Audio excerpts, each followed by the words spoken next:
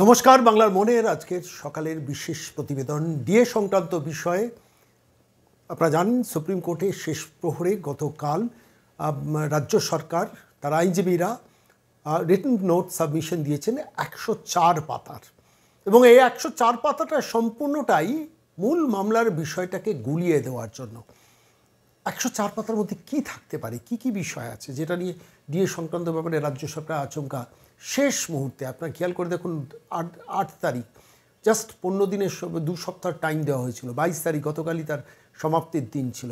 সেই সমাপ্তির দিনেই রাজ্য সরকার গিয়ে লম্বা ফিরিস্তি দিয়ে যাতে সরকারি কর্মচারী, অবসরপ্রাপ্ত কর্মচারীদের ডিএটাকে শেষ মুহূর্তে কোনো না কোনো অছিলায় আটকে দেওয়া যায় তার পরিকল্পনা করে গিয়েছিল, এবং শেষ পর্যন্ত চেষ্টা করলো অনেক অবান্তর প্রশ্ন দিয়ে যে তথ্যগুলো এর আগে আদালত করেছে, নাকচ করে দিয়েছে, সেই তথ্যগুলোই আবার করে রিটেন সাবমিশনে দেওয়া।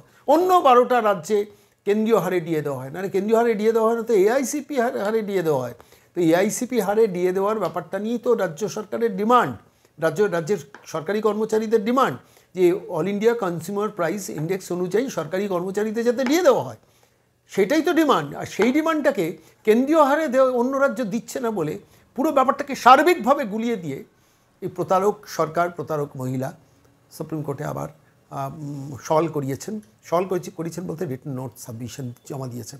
আমি এই নিয়েই, যারা এই লড়াইটা দীর্ঘদিন ধরে করছেন, কনফেডারেশনের যিনি সভাপতি শ্যামল কুমার মিত্র, তার সঙ্গে সরাসরি ফোনে যোগাযোগ করেছিলাম গতকাল এই বিষয় নিয়ে। শেষ পর্যন্ত ঠিক শেষ দিনের শেষ প্রহরে রাজ্য সরকারের তরফ থেকে রিটেন সাবমিশনটা জাস্টিস সঞ্জয় কারোলের বেঞ্চে দেওয়া হলো, যেটা 2 সপ্তাহ সময় দেওয়া হয়েছিল রাজ্য সরকারকে। ঠিক মেপে 2 সপ্তাহ শেষ দিনে দিল। আপনি রিপোর্টটা নিশ্চয়ই আপনার কাছে এসে আপনি পেয়েছেন নিশ্চয়ই। হ্যাঁ, আমি আপনার রিপোর্টটা রাজ্য সরকারকে নতুন করে রিটেন সাবমিশন, নতুন করে নয়, প্র্যাকটিক্যালি যা সওয়াল হয়েছে তার প্রেক্ষিতে রিটেন সাবমিশন, তাতে কোনো ইন্টারেস্টিং পয়েন্ট আপনার মনে হয়েছে?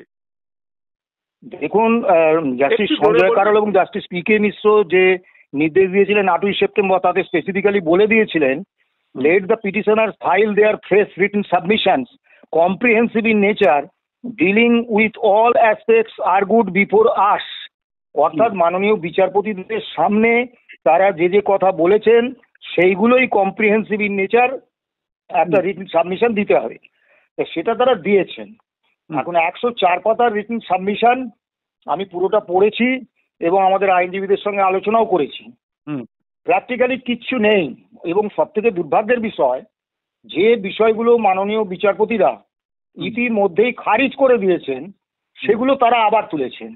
কিরকম? যেমন চ্যাপ্টার 1-এ 7 থেকে 11 নম্বর পাতায় আপনি পাবেন, whether in the Indian federal structure each and every state in the country is constitutionally or even otherwise legally obligated to match rates of DA for corresponding periods as that fixed by the central government.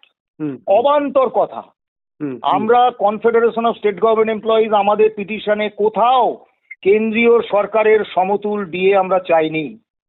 আমরা বলেছি article 309 of the কনস্টিটিউশনের আন্ডারে রোপা 2009 তৈরি করেছেন সরকার। সেই রোপা 2009-এ পরিষ্কারভাবে বলে দেওয়া আছে all India consumer price index মেনে বছরে 2 বার ডিএ দিতে হবে। তা আমরা সেই কনস্টিটিউশনাল যে কমিটমেন্ট অফ দ্য গভর্নমেন্ট সেইটা ফিল আপ করার কথা বলেছি। আমরা কোথাও কেন্দ্রীয় হারে ডিএ চাইনি। মানে একটা ছোট্ট চালাকি, মানে ছোট্ট না, বড় চালাকি, মানে ইতরের মতোই বলতে বাধ্য হচ্ছে, মানে ইতরের মতোই এই চালাকিটা করলো একটা সরকার, সেটাও করছে, একটা চেষ্টা করছে একটা সরকার।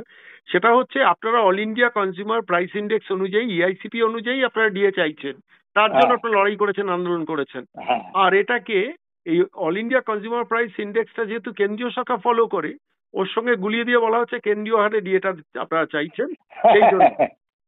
এবং আরো একটা বিষয় 10 এবং 11 নম্বর পাতায় আপনি পাবেন, neither the learned tribunal nor the honorable high court directed to apply the same formula as applied by the central government.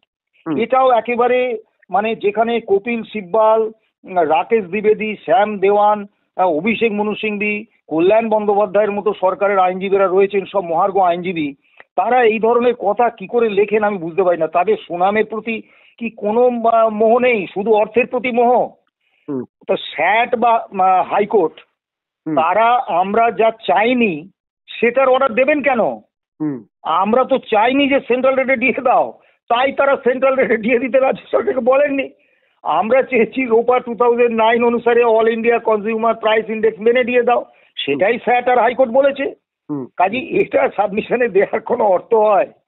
তারপরে চ্যাপ্টার 2 11 এবং 13 নম্বর পাতায় বলেছেন pan India issue 50% states do not follow central government rates.